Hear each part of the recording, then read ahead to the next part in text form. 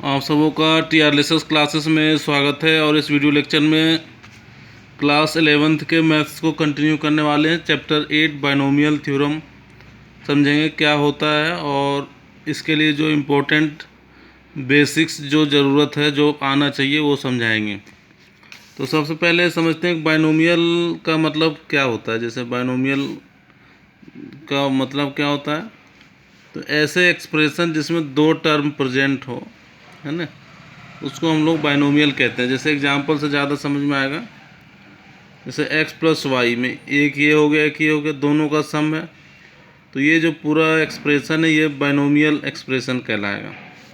उसी तरीके से a माइनस बी में भी एक टर्म और ये दूसरा टर्म है, तो ये भी एक बाइनोमियल एक्सप्रेशन का एग्जांपल हो गया। a cube minus B cube, इसमें भी ये एक टर्म है, ये दूसरा टर्म है, तो ये भी एक एग्जांपल हो गया बाइनोमियल एक्सप्रेशन का। X square plus Y square, मैंने दो एक्सप्रेशन दो जो है वो प्लस में हो या माइनस में हो, तो उसको हम लोग बाइनोमियल कहते हैं, बाइनोमियल एक्सप्रेशन कहते हैं। टू टर्म प्रेजेंट होने चाहिए। जैसे ये एग्जांपल हो गया बाइनोमियल का, ये भी, इसमें भी ये पूरा एक है और ये पूरा एक है, दो का डिफरेंस है। इसमें भी दो टर्म का डिफरेंस है, ये इसमें भी दो टर्म का डिफरेंस है, तो ये एग्जांपल हो गया बाइनोमियल एक्सप्रेशन का। फिर हम लोग यहाँ समझते हैं कि मोनोमियल क्या होता है। जैसे एक्स वाई माइनस एक्स, ये भी बाइनोमियल का है, ये पूरा एक टर्म मानेंगे और ये एक। तो मोनोमियल भी थोड़ा समझ लेते हैं। मोनोमियल में expression in algebra that contains only one term, है ना। जैसे अगर सिंगल कहीं एक्स लिखा हुआ है तो वो मोनोमियल टर्म एग्जांपल हो गया।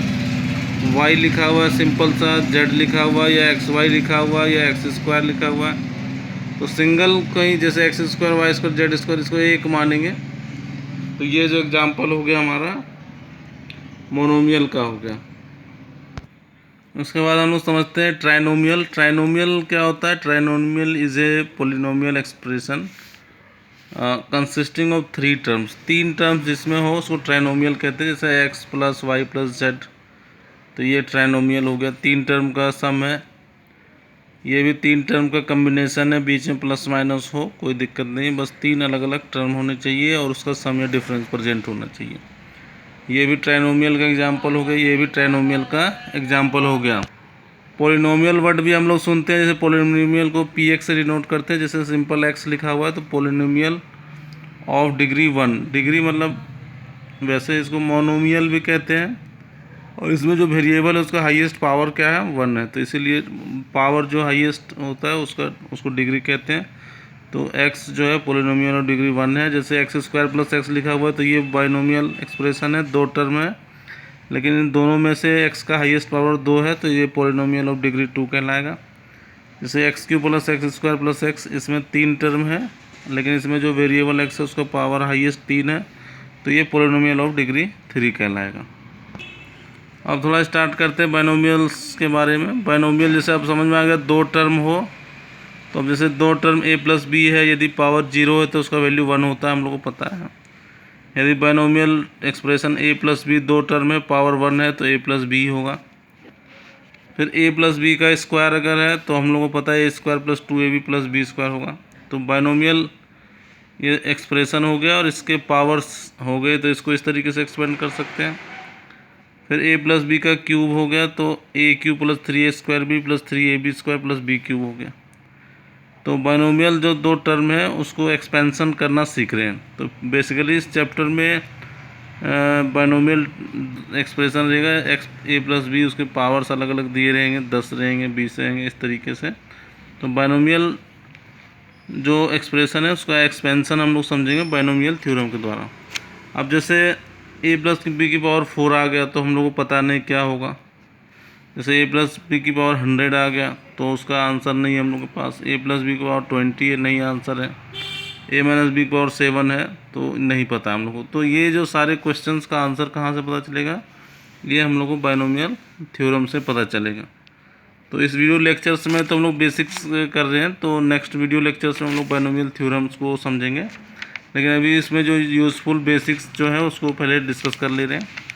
जैसे अब जो इसमें इस चैप्टर में यूज़फुल हो रहा है कम्बिनेशंस का कुछ फार्मूला। तो जैसे आपको ये याद रखना पड़ेगा कि NCR जो होता है factorial n divided by factorial r, ये जो n के बगल में ये जो लिखा हुआ है इसको क्या पढ़ते हैं हम लोग, फैक्टोरियल ऑफ n।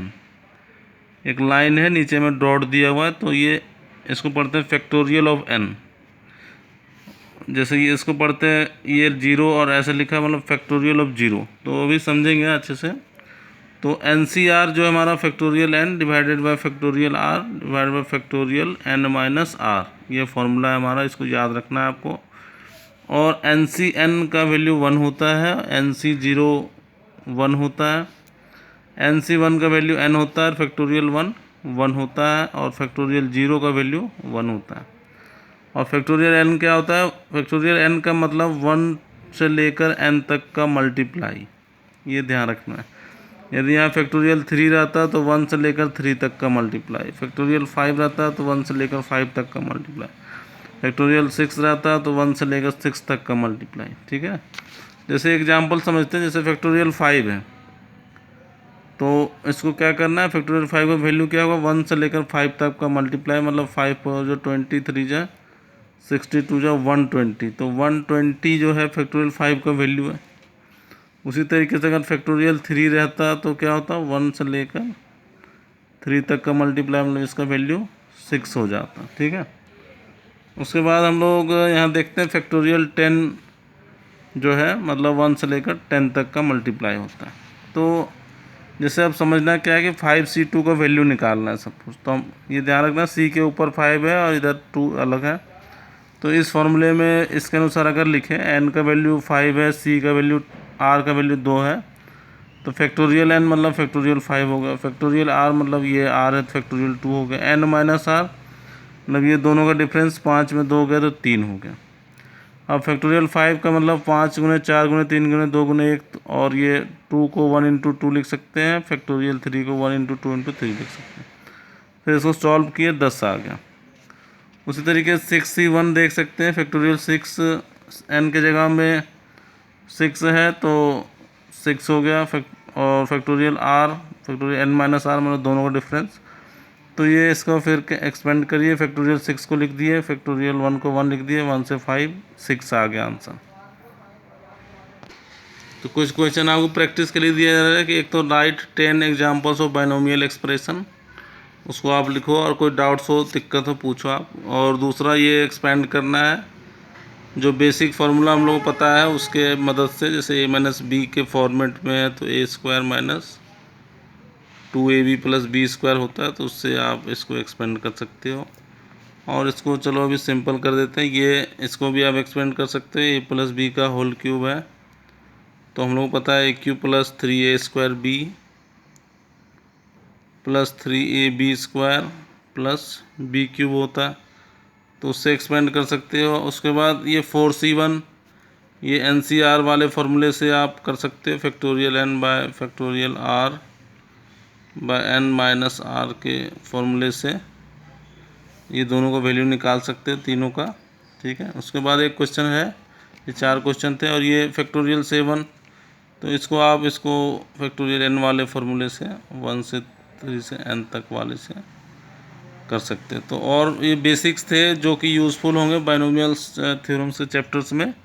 तो और वीडियो लेक्चर्स आप लोगों के लिए अपलोड करेंगे, तो ये ध्यान रखना है कि वीडियोस जो हैं कंटिन्यूटी के साथ देखना ज़रूरी है। अगर आप इसके पिछले वीडियो लेक्चर्स को अच्छे से देखते हो एक रूटीन से, तो आपको काफ़ी चीज़ें आसान लगेगी। तो इसीलिए आपको सबसे ज़रूरी है कि एक पैटर्न में इस वीडियो लेक्चर्स को आप देखते चलो। और ये नया चैप्टर्स है तो सबके लिए काफ़ी हेल्पफुल होगा समझने में। तो कोई कमेंट्स हो तो आप भेज सकते हो। Thank you.